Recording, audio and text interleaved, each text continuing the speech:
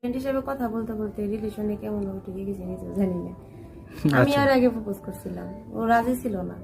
প্রিয় দর্শক, আসসালামু আলাইকুম। দর্শক, আজ আমরা এসেছি টাঙ্গাইলে। টাঙ্গাইলে আপনারা একটি নিউজ দেখেছেন যে নিউজটা এইভাবে ছড়িয়েছে যে চাচি ভাতিজার প্রেমে পড়েছে।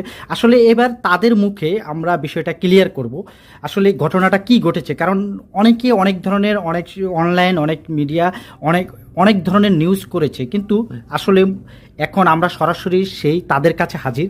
আপনারা তাদেরকে দেখে বুঝতেছেন যে আসলে চাচি ভাতিজার বয়সটা, কিন্তু আসলে এখানে লুকানোর কিছু নেই, কারণ তারা একদম ওপেন ক্যামেরার সামনে এসেছে। তারা বর্তমানে স্বামী স্ত্রী।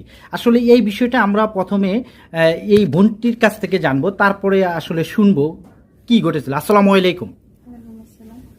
একটু জোরে বলবেন, কেমন আছেন? ভালো আছি। আর একটু জোরে বলুন। আজ জানি আপনি শারীরিকভাবে অসুস্থ। আসলে কি ঘটনা ঘটেছিল একটু বিষয়টা যদি ক্লিয়ার